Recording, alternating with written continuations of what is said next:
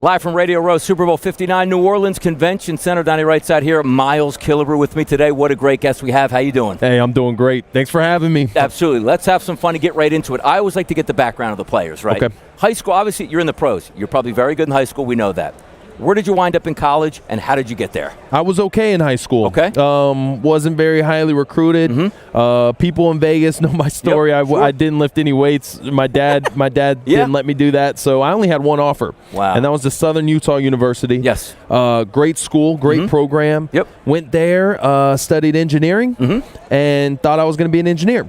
And one day, some scouts came and they checked us out my junior year. And then I got drafted to the Lions. Yeah. 4th round. So, I mean, it was exciting time for me, for my family, for my friends, and the rest is history. Now I'm in Pittsburgh. In Pittsburgh. Now, talk to me about Detroit, because you see the success right now, and you are connected to that organization. Yep. That town was bleeding for a winner for decades and decades and decades. How do you feel, even though you're not there? Still a kinship with them? Feel good for the organization? 100%. Their success, I couldn't be more excited for. First of all, the ownership of the team. The Forts have always been terrific, great people. But a lot of the support staff, I am still very, very close to, very connected to. And so I have a lot of friends there. I'm excited for their success. That's good stuff here. Now, getting to Pittsburgh, how did you leave Detroit?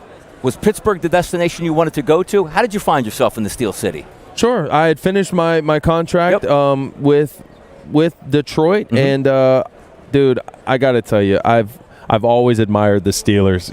When you hear Pittsburgh Steelers, I think it's synonymous with just tough, hard-nosed football, a legacy of winning, and I wanted to be a Steeler. And so from the moment I put on that helmet, I knew it was the right fit for me. I consider it a match made in heaven. I have Coach Tomlin, Coach Danny Smith is my personal coach, dude, and he's amazing.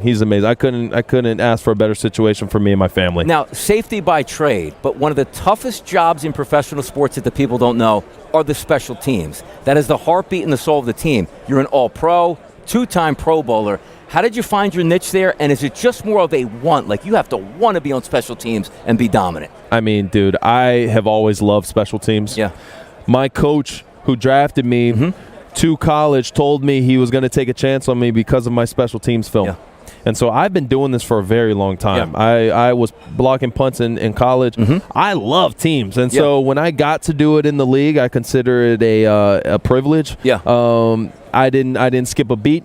I've been loving it ever since. And to get these Pro Bowl nods that I have had in the recent years, I think is reflective of just a solid team that I've had around me. I've had some awesome guys on my units that have just been truly phenomenal, and I think it's honestly a team effort whenever a guy gets the Pro Bowl nod from a unit. It's great to hear, too, because I know Danny Smith, he used to be with the Philadelphia Eagles, gum-chewing there, but Mike Tomlin, you want to talk about legendary in one city, it's Mike Tomlin in Pittsburgh.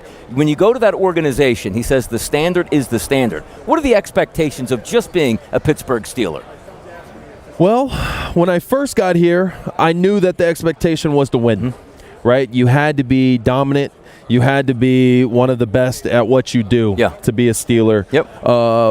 Now that I have spent a couple years here in Pittsburgh, I understand that if you really want to be a Steeler, you have to know what it means to be involved in the community. It has to be a desire that comes from within to serve your community in Pittsburgh. And so that's something that I've really tried to take on and showcase is, hey, listen, we have a strong community in Pittsburgh, but it's only as strong as some of our weakest links. And so how can we really band together and support those who might need that support the most? Absolutely. Love the Pittsburgh Steelers. Great fan base all together there. But obviously, as we talk the Super Bowl, we'll get there in a moment. You're doing some big things off the field as well. Tell the people out there what you have going on. Well, I'm here today partnering with an organization called Cafe Momentum. Yes. I actually partnered with them for My Cause, My Cleats this year, and oh my goodness, they're doing great things in the city. Yeah. I mean, they have a brick and mortar location there, but essentially what they are is a restaurant. And they bring in youth who have been involved in the justice system. Sure. And so, from incarceration, they come out, they are given an opportunity through Cafe Momentum to kind of rebrand themselves. They're taught culinary, communication, leadership skills. and they just become these well-rounded individuals that are no longer bound by this idea that they are who they were at their lowest point in their life. Some of the mistakes that they've made, they're no longer identified as just that. And so it's great stuff that they're doing. I'm excited to be a part of it. And, for anyone who wants to get involved or learn more, please, cafemomentum.org is a great way to start. Doing big things off the field, maybe bigger things off the field. Thank you. Miles Killebrew, Pittsburgh Steelers, maven on the outside, and all pro, by the way. Congratulations. Thanks for joining us today. Thank you. Thank you.